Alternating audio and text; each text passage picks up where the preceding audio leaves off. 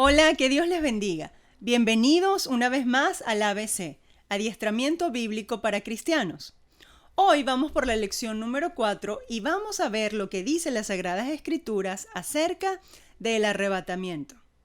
La semana pasada quiero recordarte un poco que nosotros hemos visto algunos eventos de Mateo 24 y 25, pero haciendo hincapié en lo que dice Mateo 25. ¿Por qué? Porque para los eventos futuros, lo más importante o de lo que tenemos que prestar más atención es de qué tenemos que hacer nosotros aquí y ahora para estar preparados para esos eventos. Y decíamos la semana pasada en la lección número 3 que hay que ser leales a nuestro Señor Jesucristo, que tenemos que estar preparados para la venida de nuestro Señor y que entre tanto la palabra de Dios nos enseña, entre tanto que nos preparamos para ese gran evento, pues tenemos que usar todos nuestros dones aquí en la tierra para la gloria de nuestro Señor.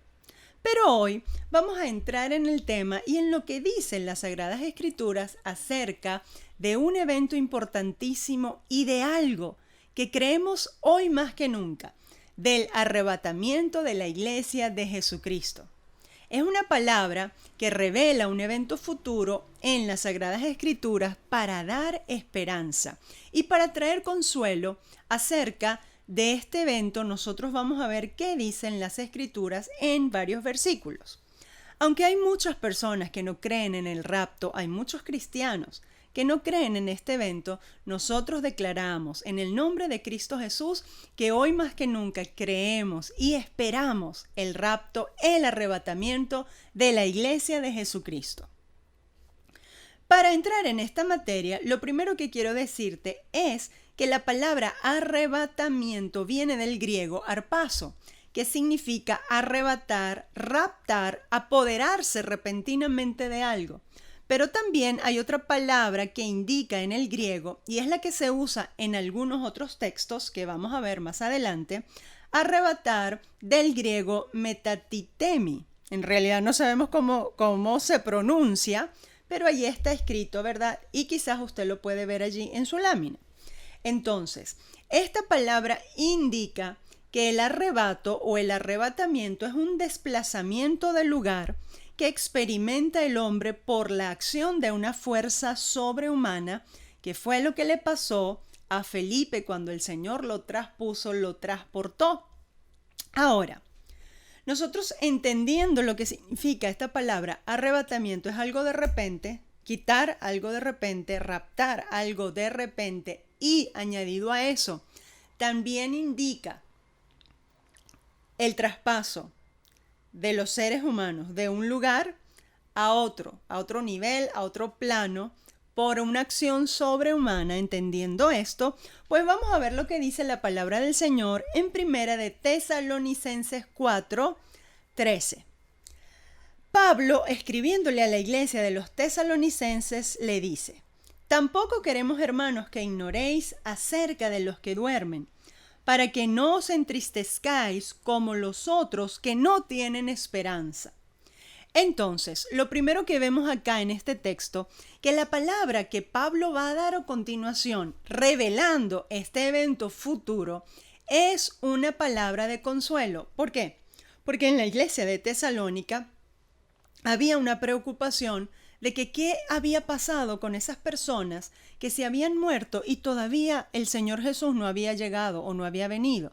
Entonces Pablo, para decirles no se preocupen y para indicarles qué es lo que el Señor estaba diciendo, pues Él les da esa palabra, ¿verdad? Y les revela el arrebatamiento y les dice: ustedes no tienen que entristecerse por aquellos que se murieron, y Él pone un símbolo, ¿verdad? Los que se murieron, pues lo simboliza con dormir.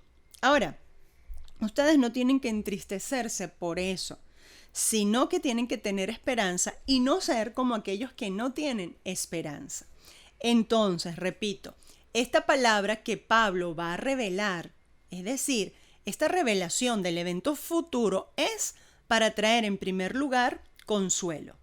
Y vale la pena recordar lo que dice la palabra del Señor en Proverbios 14:32, en la segunda parte. Dice: mas el justo en su muerte tiene esperanza. Y recordemos entonces y afirmemos una vez más, los muertos en Cristo, ¿verdad? Como dice Tesalonicenses, lo vamos a leer más adelante, resucitarán primero. Y los muertos en Cristo están allí, ¿verdad? Porque estamos esperando el día de la resurrección. Los enterramos como un símbolo de nuestra fe, de lo que esperamos que ellos van a ser levantados de ese lugar. Bueno, me estoy adelantando un poquito a lo que vamos a ver, pero entendiendo, ¿verdad?, que el Señor, que en la muerte de los justos hay esperanza. La palabra de Dios dice, y quiero recordárselos, Él nos guiará aún más allá de la muerte.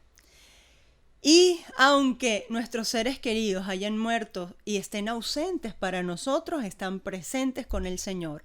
Y es algo que tiene que darnos esperanza hoy más que nunca. Bueno, seguimos adelante, ¿verdad? En 2 de Tesalonicenses 14, ya sabemos que es una palabra de consuelo, y Pablo sigue diciendo: porque si creemos que Jesús murió y resucitó, vale la pena subrayar, Jesús murió y resucitó, así también Dios traerá con él a los que durmieron en Jesús. Muy bien, entonces Pablo indica, lo que te voy a dar es una palabra de consuelo, pero esta palabra de consuelo yo no te la voy a dar así a lo loco porque a mí se me ocurre. No, esta palabra que yo te voy a indicar o esta revelación que yo te voy a dar está sustentada, está basada en un hecho cierto y verídico del cual todos hemos sido testigos. ¿Y cuál es este hecho? Que Jesús murió y resucitó. Esta es la base de lo que yo te voy a revelar. Ven cómo una revelación de un evento futuro tiene que ir en una dirección precisa. Es lo que nos enseña las Sagradas Escrituras. Palabra de consuelo, y lo que te voy a decir, que te voy a revelar ahora, tiene una base firme y segura que es, pues por supuesto, la base de nuestra fe, que es que Jesús murió y resucitó. Entonces, como Jesús murió y resucitó, así también Dios traerá con él a los que durmieron en Jesús. Bueno, ¿y cómo va a ser esto?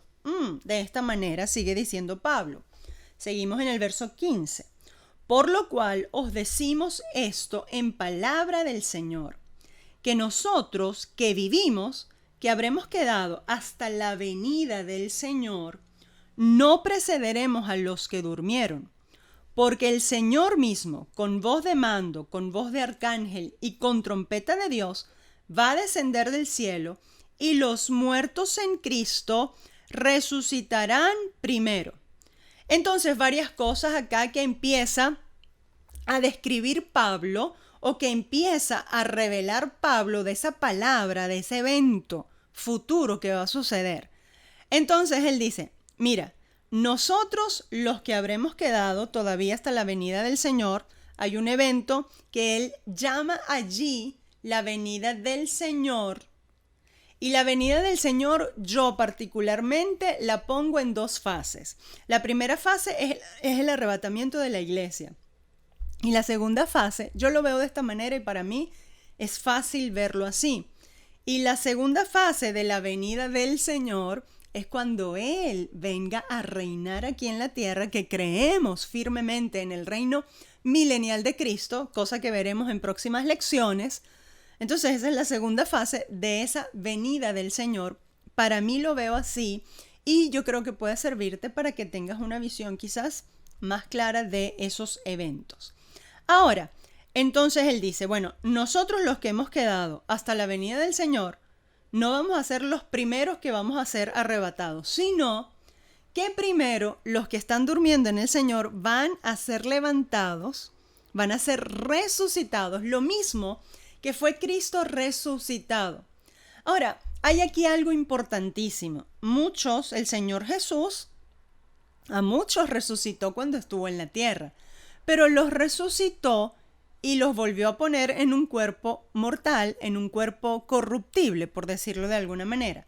Pero esta resurrección va a ser diferente, porque esta resurrección va a ser que esto mortal se va a vestir de inmortalidad. Es decir, de la misma manera que Cristo resucitó, cuando Él resucita con un cuerpo inmortal y glorificado, lleno de la gloria de Dios, lejos de la corrupción y un cuerpo incorruptible. En realidad, ¿cómo será este cuerpo? No tenemos muy clara la idea, pero hay algunos indicios que se nos dan ahí. Cuando el Señor resucitó, traspasó paredes. Esa puede ser una característica. Ahora, no es este el estudio que queremos dar, pero podemos recordar ciertas características. Ahora, entonces él dice, bueno, este evento, ¿verdad? En este evento, primero, los muertos en Cristo van a levantarse y van a resucitar. Y después nosotros, cuando escuchemos, ahí dice la voz de mando, voz de arcángel y trompeta de Dios. Vale la pena hacer referencia a eso. La voz de mando indicando que el Rey de Reyes y Señor de Señores, el que manda, va a llamar a su iglesia. Y esta voz, ¿verdad?, va a indicar también dos cosas importantes, o una cosa clarísima importante. ¿Qué? Que un evento en el cual estamos viviendo, o una realidad en la cual estamos viviendo, va a cambiar radicalmente. Y por eso dice ahí voz de arcángel y trompeta de Dios, porque en las Sagradas Escrituras, cada vez que un arcángel de Dios hablaba, pues indicaba que la realidad de esa persona iba a cambiar. Por ejemplo, cuando el arcángel Gabriel le habla a María y le da esa palabra de que un santo ser nacerá de ti, pues desde ese momento en adelante, la condición de María, la realidad de María cambió totalmente. Entonces indica, ¿verdad?, que hay un cambio en la realidad. Luego la voz de trompeta, cada vez que nosotros escuchamos las trompetas o vemos escrito allí que suenan las trompetas en las Sagradas Escrituras, pues indicaba un día de fiesta o una preparación para una guerra importante en el nombre de Jesús, de manera que un cambio de realidad. Por eso es que dice voz de arcángel y voz de trompeta o trompeta de Dios, porque nuestra realidad va a cambiar. Pablo les dice, miren, no sufran por los que están muertos, porque un día, cuando el Señor nos llame con voz de arcángel y con trompeta de Dios, ellos van a resucitar. Y lo corruptible se va a vestir de incorrupción y van a volver a la vida con un cuerpo glorificado. Y nosotros, que todavía estamos en este cuerpo corruptible, pues también vamos a ser transformados. Y bueno, eso lo viene diciendo más adelante. Bueno, seguimos leyendo el texto 17. Dice, luego nosotros los que vivimos, los que hayamos quedado, seremos arrebatados. De ahí que nosotros hablamos del arrebatamiento o del rapto, que son sinónimos. Seremos arrebatados juntamente con ellos en las nubes para recibir al Señor, y ahí lo indica claramente, en el aire. Y así estaremos siempre con el Señor. Por eso es que hablamos de que creemos en el arrebatamiento de la iglesia de Jesucristo y esperamos ese evento, como yo lo digo, como yo lo veo, en una primera fase de eso que llamamos la venida del Señor en las nubes. ¿Para qué? Para encontrarse o para encontrarnos nosotros con Él en el aire, como lo indica allí. Cuando Pablo habla de las nubes y en el aire, eso nos hace recordar lo que vieron los discípulos cuando el Señor asciende al cielo, entre las nubes. Pues los ángeles les dijeron, varones galileos, no se preocupen, porque de la misma manera que ustedes vieron ascender a Jesús, asimismo Él va a descender en las nubes. Y va a descender para, en primer lugar, arrebatar a la iglesia de Jesucristo. De allí que nosotros entendemos, esperamos el arrebatamiento de la iglesia. ¿En dónde? En un abrir y cerrar de ojos, que ya lo vamos a leer en un próximo texto, seremos transformados en un cuerpo glorificado, en un cuerpo incorruptible. Y recuerden entonces que seremos desplazados de este lugar sobrehumanamente, sobrenaturalmente, seremos desplazados de esta tierra al cielo o a la presencia del Señor Jesús por acción divina, por voluntad de Dios. Leemos también en 1 Corintios 15, 51 y 52. Dice así: He aquí os digo un misterio. No todos dormiremos, indicando esto, no todos vamos a morir, pero todos seremos transformados en un momento, en un abrir y cerrar de ojos, a la final trompeta, porque se tocará la trompeta y los muertos serán resucitados incorruptibles y nosotros seremos transformados. De manera que en 1 Corintios también se habla de este evento que va a ser de repente, donde los muertos en Cristo van a resucitar y sus cuerpos van a ser glorificados y nosotros, los que todavía estemos vivos en la venida del Señor, en el arrebatamiento, pues vamos a ser transformados, nuestros cuerpos van a ser transformados. Entonces, segundo texto, en donde tenemos el evento de esta transformación repentina. Leemos Filipenses 3, 20 y 21.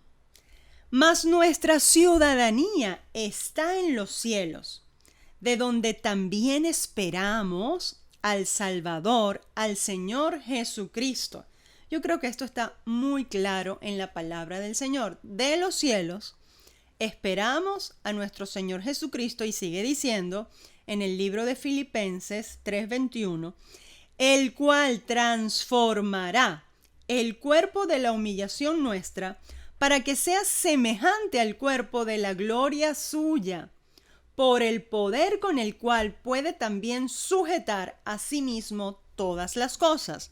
Un tercer texto en donde nosotros encontramos este evento repentino, en donde vamos a ser vestidos, transformados en la semejanza del cuerpo de Cristo. Gloria al Señor por eso. Esto tiene que emocionarnos. Esto tiene que hacer que nuestra mirada se ponga fija en el Señor Jesús para poder estar preparados para ese gran día que estamos esperando. Leo un cuarto texto en las Sagradas Escrituras. Juan 14:3. El Señor dice: si yo me fuere, le está diciendo a los discípulos, no tengan miedo, no se turbe vuestro corazón, crean en Dios, creed también en mí. Leo el texto. Juan 14:3.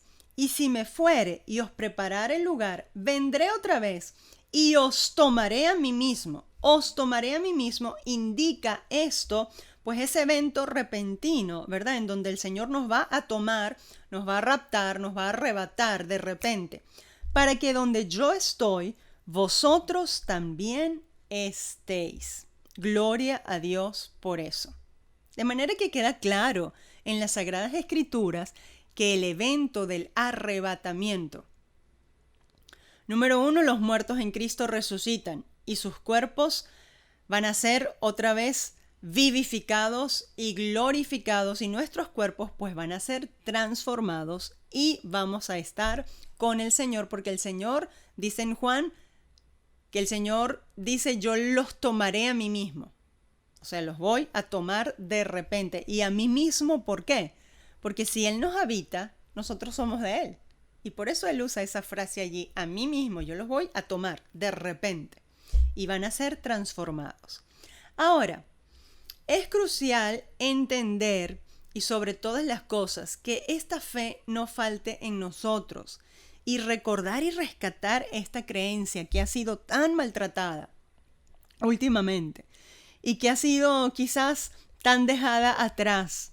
Yo creo que antes de que en realidad las copas del Apocalipsis y los juicios de Dios se desaten en el evento que nosotros llamamos la tribulación o la gran tribulación, pues antes de eso la iglesia será raptada, será arrebatada. Estos son simplemente principios de dolores para tener alguna idea, ¿verdad?, de cómo será y para que la gente pueda volverse al Señor.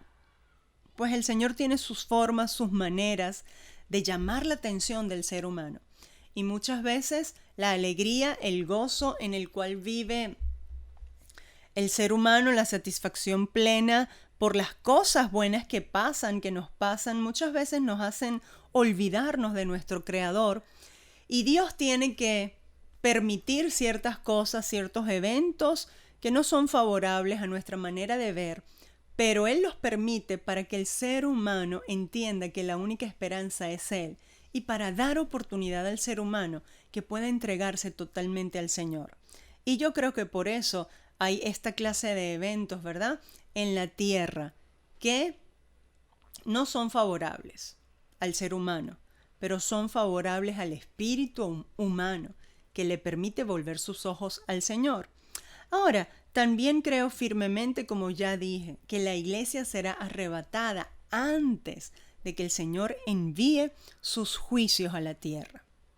Apocalipsis 3:10 dice así: por cuanto has guardado la palabra de mi paciencia y has vivido conforme a la palabra, has cumplido los mandamientos y me has amado. Para mí todo eso es guardar la palabra de su paciencia.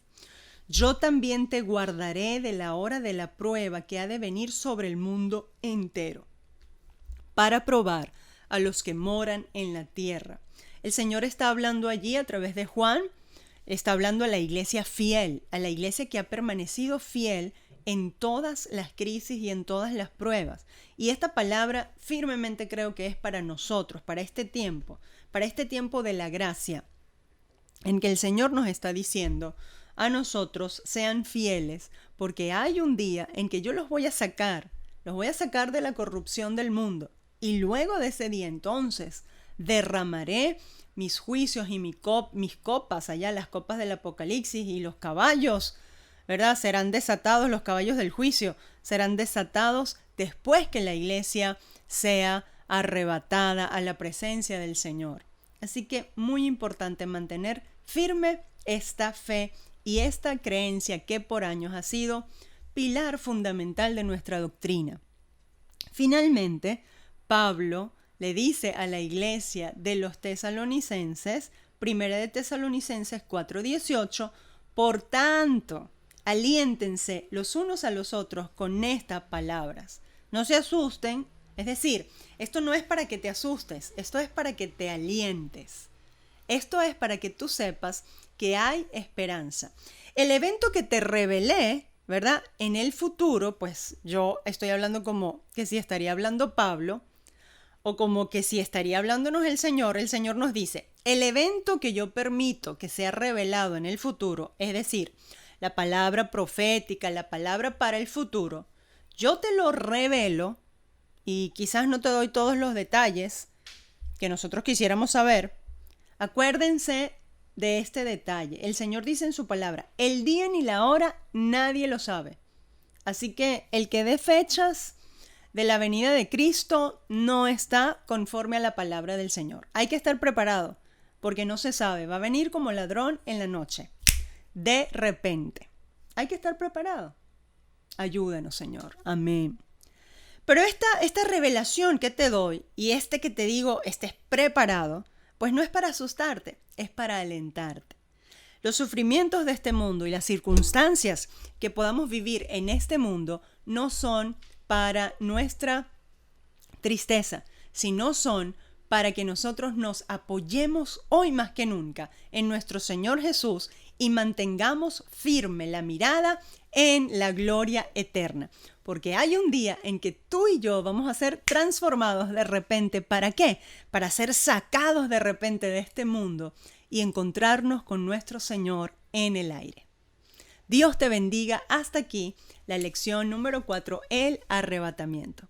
Te espero en un próximo ABC.